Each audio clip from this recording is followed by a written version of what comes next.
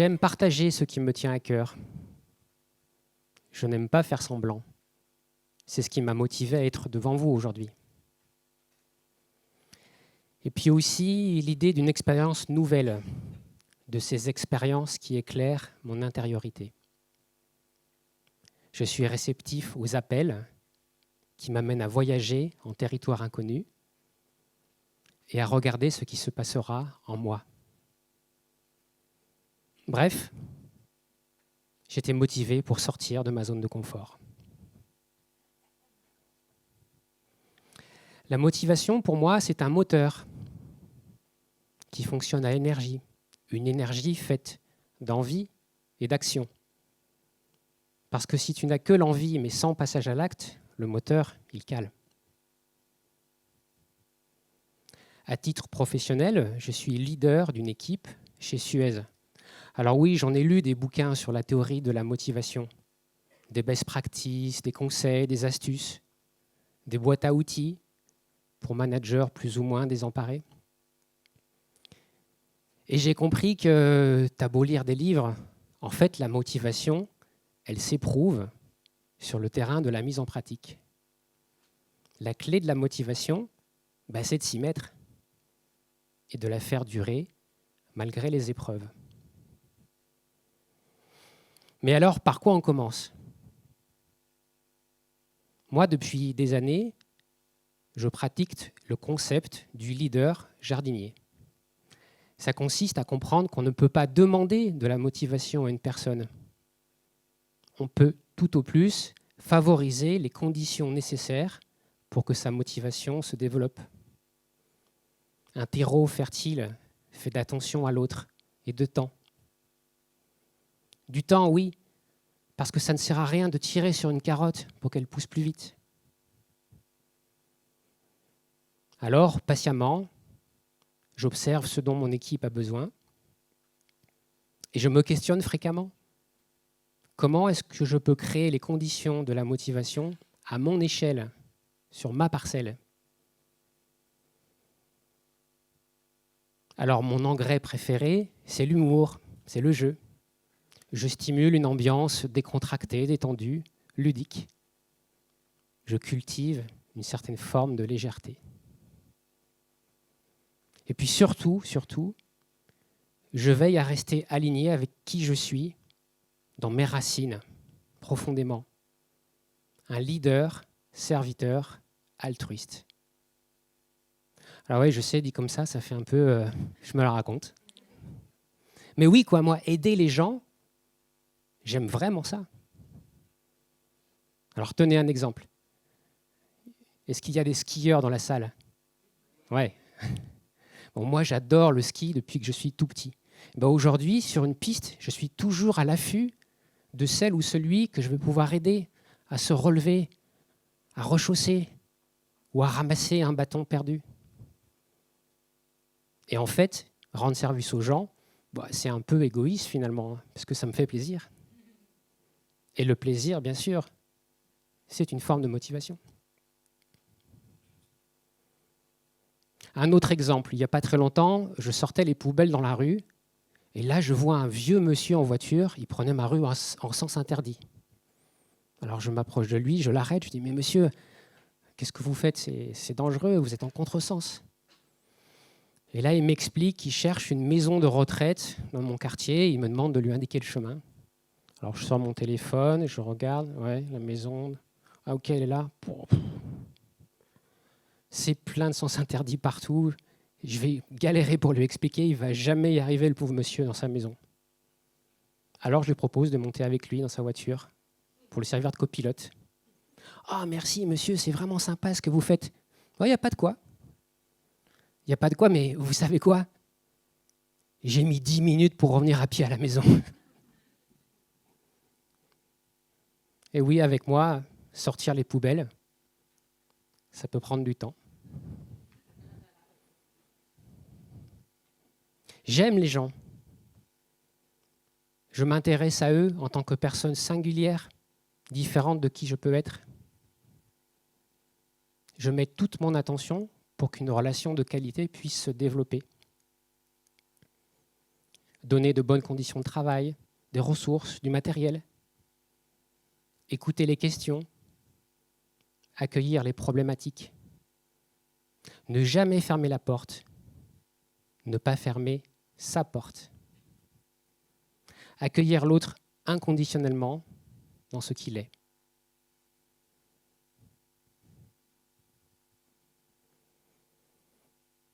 La porte ouverte, oui, la porte ouverte. L'idée de la porte ouverte s'est imposée à moi, comme elle s'est imposée à ma femme, Alice, au même moment et sans concertation. C'est la brutalité de la guerre en Ukraine qui nous a heurtés et la motivation à agir s'est enclenchée. Nous avions envie d'accueillir inconditionnellement des inconnus pour les mettre à l'abri chez nous. On se disait que si ça nous était arrivé, on serait peut-être soulagé de se dire qu'on pouvait faire notre sac et partir à l'autre bout du continent et que là-bas, quelqu'un allait nous attendre pour nous aider. Pour nous, c'était du bon sens humaniste et c'était notre sens du devoir. Alors c'est comme ça que nous nous sommes portés volontaires en remplissant un formulaire auprès de la préfecture. Ensuite, une association nous a contactés pour vérifier qu'il s'agissait d'un projet sérieux, mûrement réfléchi et assumé par la famille. Ils nous questionnaient aussi sur la configuration de notre maison. Comme mon fils aîné Corentin était étudiant, nous avons décidé, avec son accord évidemment, de dédier sa chambre à l'accueil d'une personne. Je voudrais dire ici que je suis particulièrement fier de mes 3 fils, Corentin, Antonin et Lilian, qui ont immédiatement partagé avec nous cette envie, cet enthousiasme à accueillir. Et puis le temps a passé, quelques semaines se sont écoulées, on n'avait pas de nouvelles. Nous avions presque oublié notre élan initial. Jusqu'au samedi 26 mars. Il est 21h passées, le téléphone sonne. Ah, un numéro inconnu. Oui, bonsoir, ici c'est l'association d'aide aux réfugiés. Il y a une famille qui a besoin d'un hébergement et c'est maintenant. Ils sont dans la rue. Ils sont arrivés à Bordeaux en passant par Paris. Ils ne sont pas passés par les structures d'accueil habituelles. On ne sait pas vraiment pourquoi. Mais là, ils sont à la station de tram d'Auchan-Mariadec. Ils ne parlent pas français. Ils ne parlent pas anglais. Ils sont 3, un papa, une maman et une petite fille de 3 ans. Et ils sont en détresse.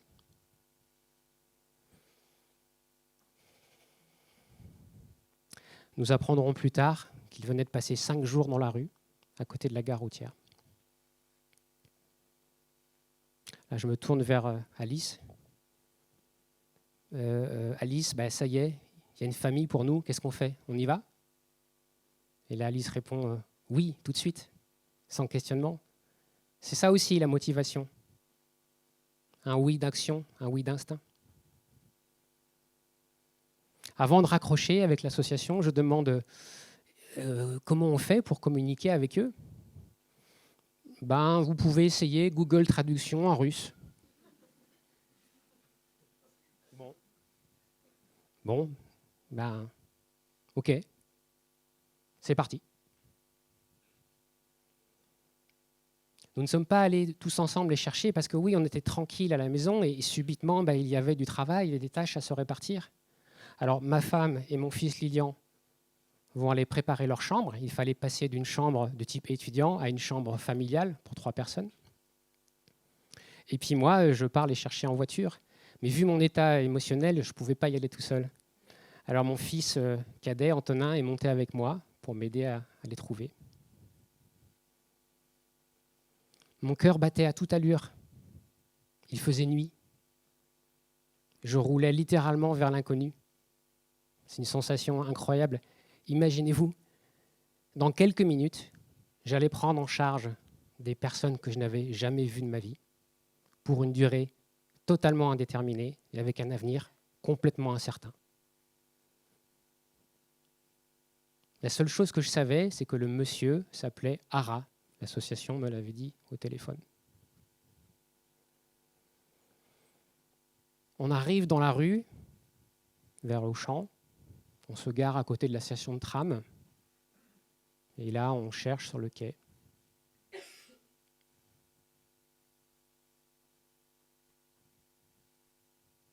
Ah.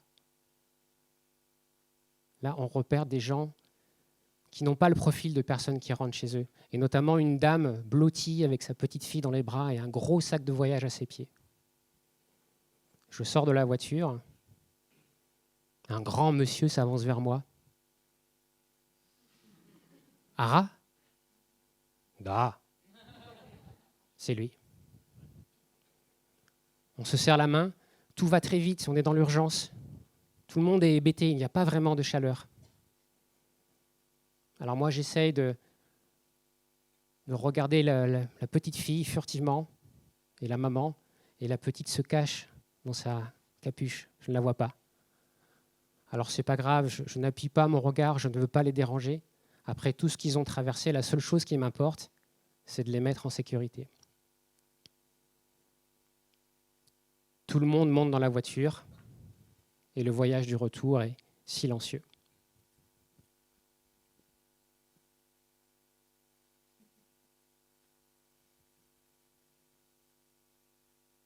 À notre arrivée à la maison, mon fils Lilian avait préparé une petite question en russe.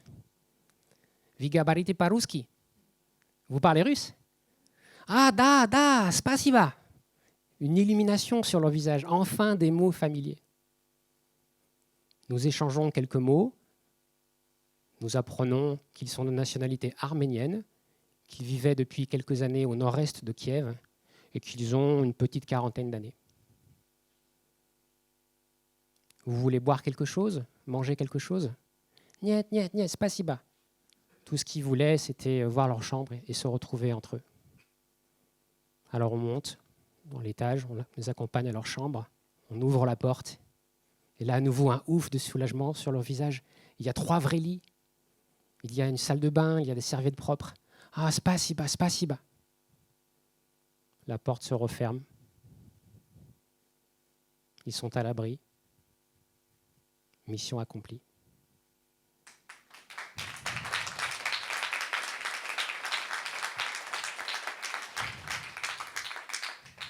Nous aussi, on regagne notre chambre et la maison s'endort, sans vraiment savoir de quoi sera fait le lendemain.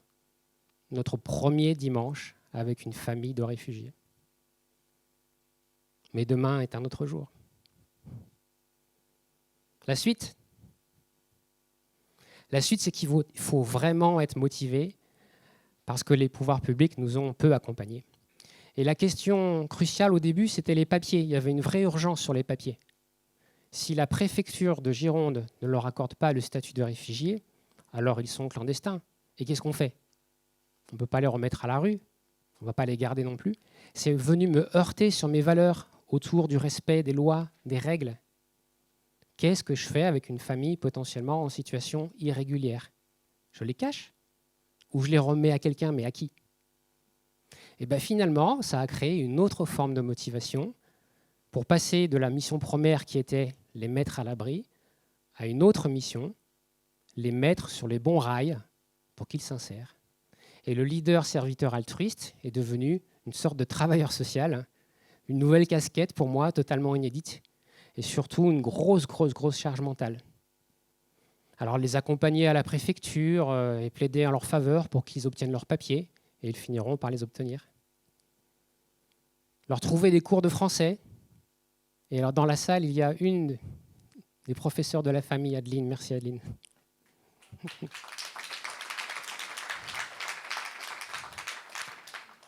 Et puis aussi inscrire la petite à l'école, leur trouver des vêtements, leur ouvrir un compte en banque, les inscrire à Pôle emploi, essayer de trouver du boulot pour eux. Jamais de toute ma vie, je me suis senti aussi utile. Une utilité totale, absolue. Et waouh! Qu'est-ce que ça fait du bien! C'est un bonheur Merci. Un bonheur qui balaye tout sur son passage, qui est plus fort que les obstacles, les difficultés. Et il y en avait, parce que ce n'était pas facile. Ils ont rapidement montré une réelle envie d'apprendre le français, et ça, c'était rassurant pour moi. Je me suis dit, ils vont y arriver, ils vont rebondir. Et ils ne vont pas rester 6 ans à la maison, parce que, oui, il faut vous le dire, on avait signé, sans doute pour quelques mois, on le savait, mais pas pour plusieurs années. Merci pour tout ce que vous faites, c'est la première phrase qu'ils ont appris à dire en français. Et la seconde, ou peut-être la première ex aequo, c'était je peux vous aider. Alors une petite routine s'est mise en place sur la durée, faites des choses simples, d'échanges souvent brefs, presque furtifs en fait, parce qu'on ne les voyait pas beaucoup, ils sortaient très peu de leur chambre. Mais des échanges toujours très sincères. Ara a fait un peu de travaux de peinture à la maison. Et la petite fille Rita était très timide, mais elle a quand même beaucoup joué avec mes enfants, notamment au ballon. La confiance s'est très vite installée entre nous, une confiance réciproque, et pour ce qui nous concerne, évidemment, une confiance totale. Ben oui, on leur laissait tous les jours notre maison. Et puis pour nous, la vie continue. Donc le jour vient où on part en week-end avec les enfants, mais sans eux. Et on les laisse seuls à la maison en toute confiance. Et puis le jour vient où c'est l'été, c'est les grandes vacances. Et là, on part loin, loin, loin, loin. 3 semaines. Et on leur laisse la maison. Qu'étions-nous pour eux? Des hébergeurs citoyens, selon l'expression consacrée, des tuteurs, des protecteurs, des anges gardiens, des assistants sociaux. Tout ça en même temps, sans doute, mais pas que. Pas que. Un jour, la dame a dit à sa petite, « Hé Rita, tu vois, Franck et Alice, tu peux les appeler tonton et tata. » Elle voulait que sa fille nous voie comme un oncle et une tante. Et ça, c'était vraiment touchant. Un lien s'était créé.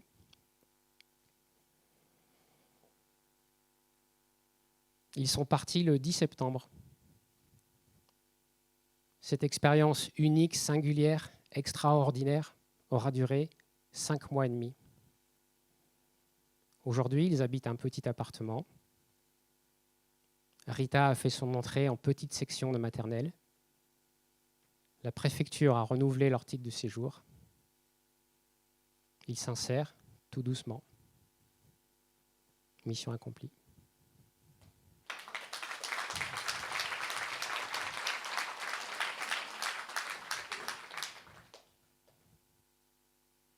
Cette expérience m'a apporté une chose. Elle a mis la lumière sur ma raison d'être. Aujourd'hui, je le sais, c'est limpide. Ma raison d'être, c'est d'aider les gens. C'est d'être utile aux autres et, si possible, de faire quelque chose de bien pour eux. Faire le bien d'autrui, c'est ce qui m'anime de la tête aux pieds. C'est ma colonne vertébrale. Je suis aligné avec ça, c'est ce qui me motive.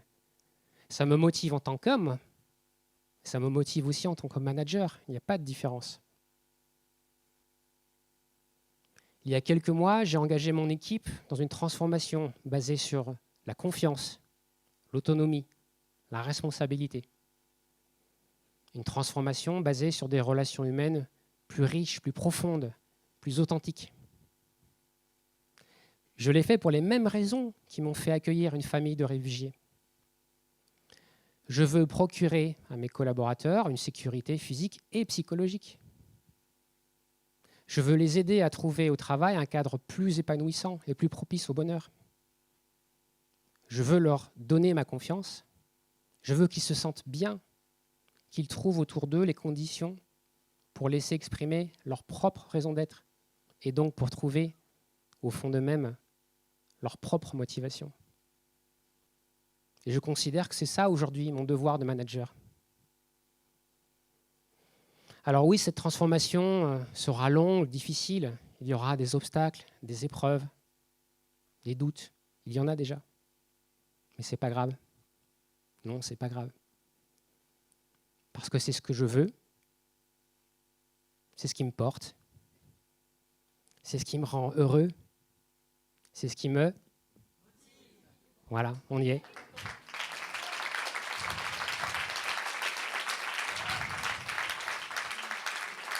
On y est. Alors vous tous qui m'écoutez, ne cherchez pas votre motivation dans des livres. N'attendez pas non plus qu'elle tombe du ciel. Mais descendez en vous, au plus profond de vous, et posez-vous la question. Quelle est ma raison d'être? Quelle est votre raison d'être? Et vous? Quelle est votre raison d'être? Je vous souhaite de la trouver, je vous souhaite de l'éprouver, et comme moi aujourd'hui, je vous souhaite de la partager. Merci.